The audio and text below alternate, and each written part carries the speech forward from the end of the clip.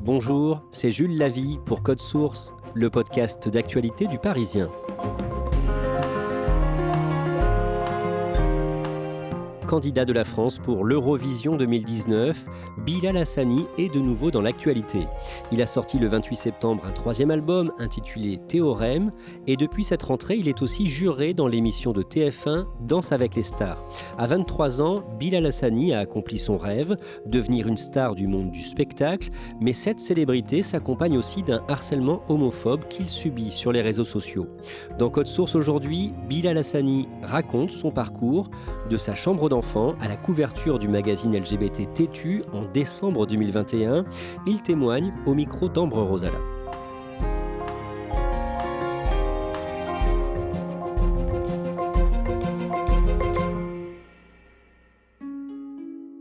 Bilal Hassani est en pleine promotion de son nouvel album Théorème quand je le rencontre, dans les bureaux de ses attachés de presse.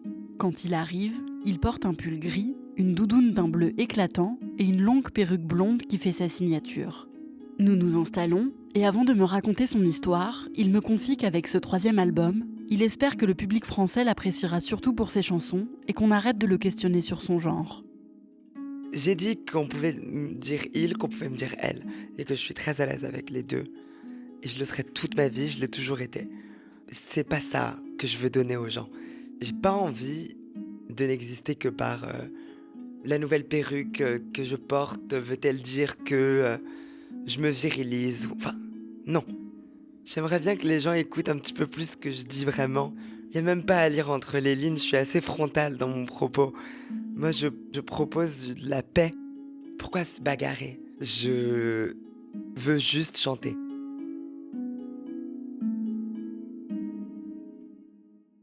Bilal est né le 9 septembre 1999 à Orsay, en Essonne. Il grandit dans une famille musulmane d'origine marocaine, avec son grand frère qui a 4 ans de plus que lui. Ses parents divorcent quand il a 2 ans et demi, et c'est sa mère qui obtient la garde principale de Bilal et de son frère. Enfant, Bilal est un petit garçon jovial, qui aime préparer des spectacles pour sa famille. Chanter, danser, me déguiser, me donner en spectacle. Je faisais des représentations qui duraient entre 2 et 3 heures. Des fois, ça débordait jusqu'à 4 heures. Et il fallait que tout le monde reste assis et que tout le monde reste captivé par ce que j'avais à présenter, parce que j'y mettais du mien. C'est-à-dire que je me levais le matin et je savais que ma mission, c'était qu'avant 16 heures, j'ai monté un spectacle avec une nouvelle histoire, des nouvelles chansons, entre comédie musicale, tragédie. J'étais un peu comique aussi, un peu clown. J'étais un enfant très enjoué et on m'appelait aussi le petit président. J'adorais animer des tables rondes, des conversations avec mes tantes, avec mes cousins et voilà, j'ai toujours beaucoup aimé parler. Petit, Bilal prend des cours de piano, de guitare et de danse. Il aime porter des perruques et adorerait avoir les cheveux longs et lisses. Et surtout, il rêve de devenir une star. Bilal est aussi un petit garçon très émotif. Son père part s'installer en Asie quand il est enfant, alors il reste vivre en région parisienne avec son frère et sa mère, dont il devient très proche. Très rapidement, on a tissé un lien, je pense, très fort. Elle avait vraiment créé un petit dôme de protection pour que je puisse alimenter ma créativité et garder une liberté absolue sur mes goûts et mes choix, et etc., etc. Et donc, elle briefait un petit peu les membres de ma famille. Des fois, il faut pas dire à Bilal qu'il faut qu'il lâche sa Barbie ou ceci ou cela. À l'école primaire, Bilal est toujours parmi les premiers de la classe et tout se passe bien. Mais il choisit d'entrer au collège dans un internat catholique pour suivre son grand frère, et là-bas, ses camarades s'en prennent régulièrement à lui. Il y avait des moqueries où on te donne l'impression qu'on ne rit pas de toi, mais qu'on rit avec toi. Et au fur et à mesure, tu finis par comprendre qu'en fait, les gens se moquent. Parce que j'étais efféminée, parce que j'étais amie avec des filles. Et après, il y avait des moments où ça pouvait devenir un petit peu plus virulent et explicite dans les propos qu'on allait me jeter dessus. On me parlait de sexualité à un âge où je réfléchissais pas encore à ça. Et donc, c'était un peu bizarre de devoir justifier et répondre à une question qui se répond par oui ou par non quand je savais pas si c'était oui ou non, ou ni oui ni non. Bilal est victime de harcèlement. Petit à petit, Il se renferme sur lui-même et quand il rentre chez lui le week-end, il s'enferme dans sa chambre. C'est à ce moment-là que j'ai commencé à écrire des poèmes qui sont ensuite devenus des chansons. J'ai commencé à apprendre la vie de mes idoles parce que je voulais rester tout seul tout le temps. Et donc j'ai commencé à lire des livres sur Madonna, sur Beyoncé, sur Rihanna, sur Lady Gaga, sur Michael Jackson, sur Bowie, sur Jagger et Freddie Mercury. Je nourrissais mon puits de créativité, on va dire. Il y avait une vague idée de cette pop star idéale qui transgresserait toutes les lois de l'univers. En fait, j'avais envie de devenir un super-héros. Et je dessinais du coup une armure et j'ai construit ma cape avec les longs cheveux, j'ai construit mon armure avec les corsets et les jupes et les talons. Je commençais à me filmer aussi du coup en chantant, en faisant plein de choses comme ça. Quand il a 13 ans, Bilal rencontre un garçon de son internat. À l'abri des regards, ils vivent une amourette et Bilal échange son premier baiser. Il en parle à l'un de ses camarades en qui il a confiance, mais celui-ci va le répéter à tout le monde. Quand le garçon dont Bilal est tombé amoureux apprend que tout l'internat est au courant de leur histoire, il frappe Bilal et l'accuse de mentir. Quelques jours plus tard, Bilal est convoqué par le directeur de l'établissement pour des problèmes de comportement. Il passe en conseil de discipline devant la direction de l'internat et plusieurs parents d'élèves. On lui reproche d'être trop dissipé et il est renvoyé. Bilal est un peu bavard, mais c'est un très bon élève qui ne pose pas de problème, alors il ne comprend pas. Et il se dit qu'il se fait renvoyer parce qu'il est homosexuel. Il y avait quelque chose qui m'avait vraiment interrogé, c'était le regard des parents d'élèves qui étaient là pendant le conseil de discipline, qui me regardaient comme si j'étais une créature de cirque en fait. Ils me regardaient effrayé, fasciné, terrifié. Il y avait ce truc où il faut pas toucher mes enfants parce qu'après ils vont être contaminés. Sauf que le problème c'est que moi, dans ma bulle, je vivais bien, j'étais heureux. Et je comprenais que les gens puissent se dire « Ah, il est un peu chelou, genre il est bizarre ». Mais que les gens aient peur de moi, je t'avais trouvé ça super bizarre. Après son renvoi, Bilal fait son coming out à ses parents. Sa mère le soutient et son père met un petit peu plus de temps à l'accepter, mais il le soutient aussi. À la rentrée de 3e, Bilal passe des auditions pour entrer à l'Académie internationale de danse à Paris et il est pris. Il a des cours aménagés et il a classe le matin et des cours de danse et de chant l'après-midi. En seconde, Bilal passe les auditions pour l'émission de TF1 The Voice Kids. From the fading light of night, rise like a phoenix, out of the ashes. Les 3 jurés se retournent lors de son audition à l'aveugle et il est pris, mais il est éliminé à l'étape d'après du concours de chant. En terminale, il lance sa chaîne YouTube où il poste des reprises de chansons, des vidéos où il parle à ses abonnés, mais aussi des chansons originales. Salut tout le monde, c'est Bilal. J'espère que vous allez super bien. Nouveau concept, un nouveau style de vidéo, c'est parti. Et on fait quoi? Une playlist. Ça va très vite. En 3 semaines, on arrive à peu près 30-40 000 abonnés. Il y a eu un affect direct avec les gens qui m'ont suivi. Et moi, j'étais tellement surpris de voir autant de gens se concentrer sur mon sujet si vite que j'ai immédiatement entretenu un lien hyper fusionnel.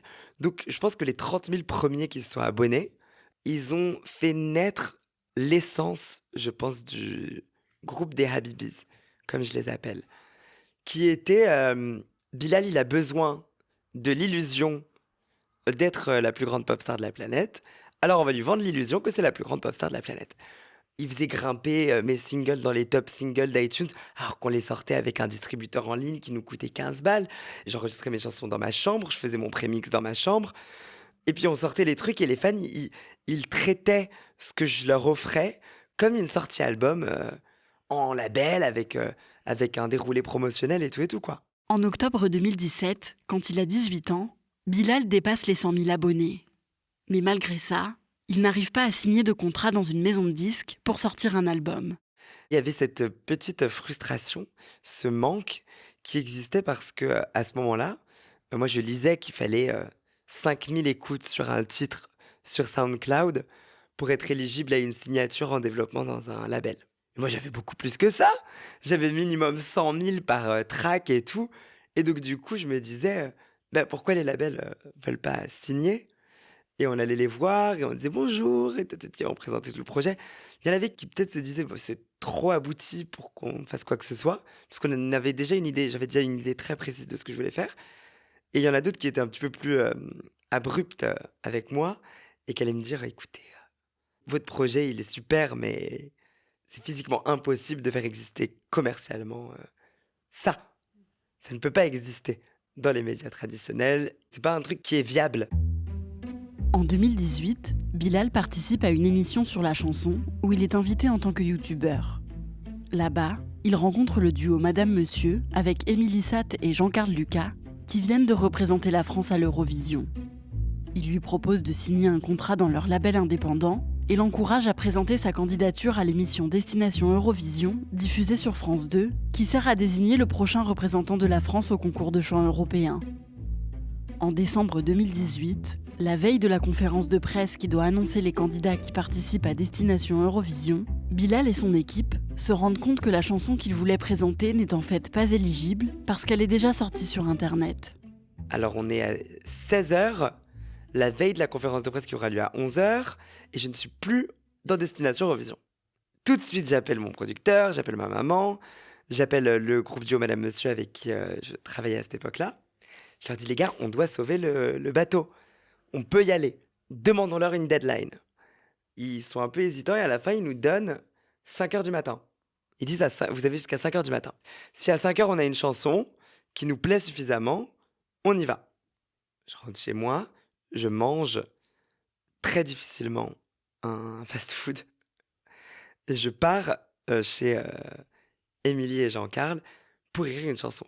Il y avait cette énergie dans le studio de qu'est-ce qu'on fait? Ils me cherchaient des trucs qui existaient déjà, des démos qu'ils avaient faites et tout. Et en fait, on attendait qu'Émilie arrive et Jean-Carl, il jouait du piano. Et en fait, à un moment, il tentait des trucs. Puis, il réfléchissait plus trop à ce moment-là. Il a fait... Je fais, attends, continue de faire ça. Et il continue...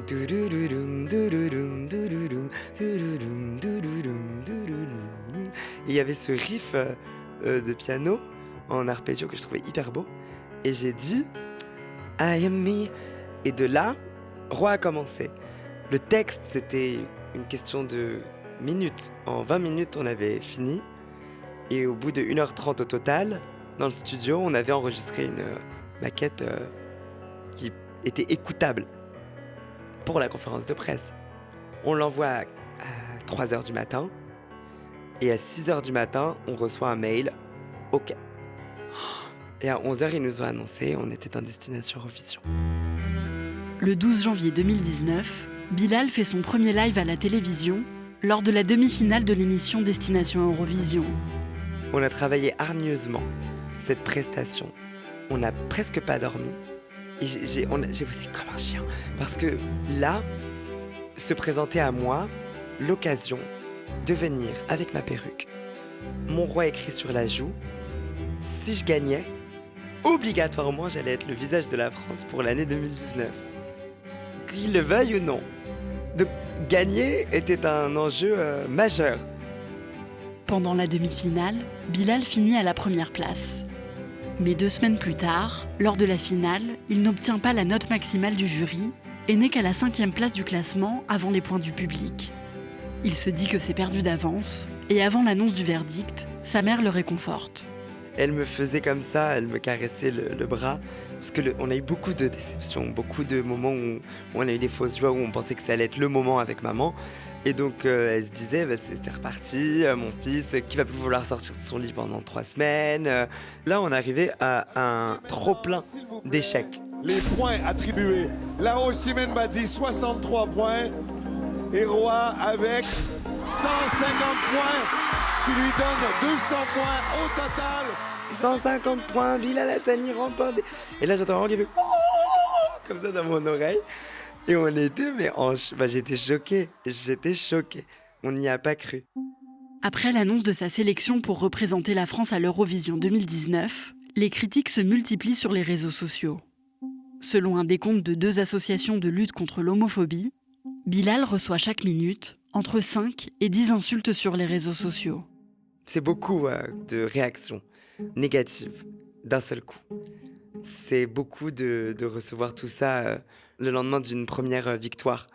Je suis en plus tellement éponge dans mon empathie que voir mon entourage être peiné par la haine que je recevais, ça me rendait encore plus triste. Donc oui, c'était pas très facile. Ce qui a fait que je suis restée debout aussi, c'est que ma mère m'a confisqué mon téléphone. J'avais le droit à mon tel 1h le matin, 45 minutes le soir. Je méditais tous les matins. J'avais un suivi psychologique. Enfin, on a fait très attention quand même parce que 180 millions de téléspectateurs, quand on a 19 ans, même si on rêve de faire ça depuis qu'on est tout petit, ça peut être un petit peu déroutant. Le 26 avril 2019, Bilal sort son premier album, Kingdom. Puis il s'envole pour Tel Aviv, en Israël, où il participe à la 64e édition de l'Eurovision, le 18 mai 2019. Quand je rêve, je suis un roi. I'm not rich, but I'm shining bright. I can't see my kingdom now. Quand je rêve, je suis un roi. Bilal et ses 2 danseuses, Lizzie et Lynn, sont très contents de leur passage. Merci. Thank you for allowing us to dream. Mais la France ne termine qu'à la 16e place du concours. Bilal n'avait pas vraiment espoir de gagner, et il termine l'émission heureux de ce qu'il a fait. Mais j'avais dit, on pleure pas, on sourit. Et c'est ce qu'on a fait. Lizzie, elle a pleuré un petit peu. Et j'étais en mode, c'est pas grave, c'est pas grave. Elle m'a fait, mais le père, elle était trop bien. Je fais, mais oui, elle était trop bien. Mais tu verras que je peux t'assurer qu'elle a marqué les esprits. Et en effet, c'est ce qui s'est passé. Parce que le lendemain, moi, c'est là que la victoire de l'Eurovision, elle a eu lieu. On a reçu des lettres, on a reçu des mails, on a reçu des messages de tellement de personnes, de tellement de pays différents, qui avaient des histoires tellement... c'était tellement hétéroclite, le spectre d'humains qui venait nous dire Roi, elle est pour moi aussi. Mission accomplie à ce moment-là. Donc on était trop contents. Bilal sort un 2e album, Contre-soirée, le 6 novembre 2020, mais il ne fonctionne pas vraiment. Puis en 2021, il est appelé par TF1 pour participer à la prochaine saison de l'émission Danse avec les stars. Bilal hésite, car il appréhende d'être à nouveau cible de haine sur Internet, mais passionné de danse, il finit par accepter.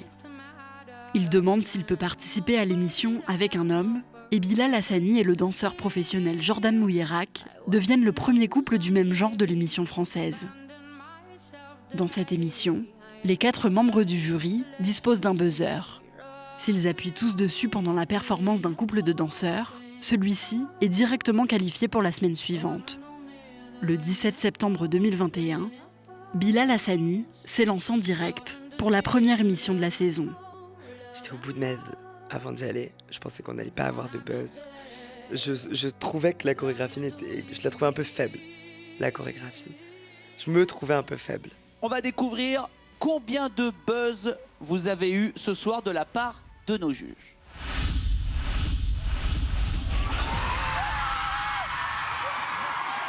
Merci beaucoup. Merci beaucoup. Merci. On a les 4 buzzers d'immunité, un standing ovation, Chris Marquez qui dit au-delà du fait que vous me touchiez énormément, tous les deux d'ailleurs, dans cette performance, je suis ultra fier que mon fils de 4 ans et demi, il regarde Danse avec les stars et il voit ça. Et à ce moment-là, je me dis, on est là, on existe, on n'agresse personne, on crie sur personne. Je veux juste faire mon truc. Et c'est ça ce que j'aime faire, moi, c'est vraiment rassembler. Bilal et Jordan Mouillerak se qualifient chaque semaine, mais ils terminent à la 2e place lors de la finale de Danse avec les stars, le vendredi 26 novembre 2021. En décembre, le magazine LGBT Têtu choisit Bilal Hassani comme personnalité de l'année 2021. Il apparaît alors en une du magazine, auréolé, dans une posture religieuse, présentée comme une icône pour la jeunesse LGBT. Je pense pas être encore arrivée au statut d'icône. Peut-être que je représente ça pour certaines personnes, mais j'aime me dire que je le deviendrai. Pas par vanité du tout, mais l'idée de me dire que cette figure qui n'a pas existé pour moi pourrait exister pour toute une génération. Et si c'est moi qui porte le drapeau de cette figure, donnez le drapeau, y a pas de souci. J'y vais.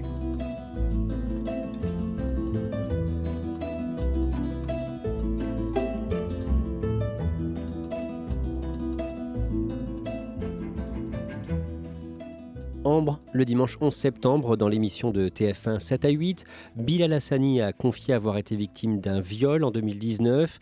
Il a précisé qu'il en parlait pour la première et la dernière fois. Qu'est-ce qu'il a subi ? Alors il raconte dans l'émission qu'il s'est rendu à une soirée avec une personne de son cercle d'amis, un proche en qui il avait confiance. À cette soirée, il a bu quelques verres, mais il pense aussi avoir été drogué à son insu. Il est rentré de la soirée avec cette personne et il ne se souvient plus de rien, à part de quelques moments où il se réveille et où il se rend compte qu'il est en train de subir un viol. Il s'est réveillé le lendemain matin aux côtés de cette personne et il a préféré ne rien dire, n'en parler à personne et ne pas porter plainte, par peur tout simplement que ça se sache et que ça fasse le tour des médias. Tu le disais dans le sujet, Bilal Hassani est très proche de sa mère, mais il ne parle pas beaucoup de son père. Il s'entend bien avec lui ? Oui, il s'entend très bien avec lui, même s'il ne vit pas en France. Mais c'est vrai qu'il est assez pudique à propos de son père. Et en fait, il m'a expliqué que au moment où il a commencé à être médiatisé, ils ont convenu tous les deux qu'il ne parlerait pas trop de son père dans les médias parce qu'il préfère rester discret. Mais il m'a quand même confié qu'il était d'un grand soutien pour lui et que, par exemple, depuis qu'il est devenu juré dans Danse avec les stars cette année, son père l'appelle tous les vendredis soirs après l'émission pour lui dire ce qu'il pense des notes que Bilal a données au candidat et pour lui dire s'il avait trouvé qu'il était pertinent ou s'il pensait qu'il pouvait s'améliorer. Est-ce qu'on va pouvoir le voir sur scène bientôt ? Il a des concerts prévus ? Oui, il sera en concert à la Gaîté Lyrique à Paris le 14 décembre prochain. Et pour l'instant, c'est le seul qui est prévu. Mais Bilal espère faire plus de scènes et prévoir d'autres concerts en 2023. Merci Ambre Rosala. Cet épisode de Code Source a été produit par Thibault Lambert, réalisation Julien Moncouquiol. Code Source est le podcast d'actualité du Parisien, un nouvel épisode chaque soir de la semaine. N'oubliez pas de vous abonner pour n'en rater aucun. Si vous aimez Code Source, n'hésitez pas à nous le dire en laissant un commentaire ou des petites étoiles sur votre application audio préférée. Vous pouvez nous écrire sur Twitter @codesource ou par mail codesource@leparisien.fr.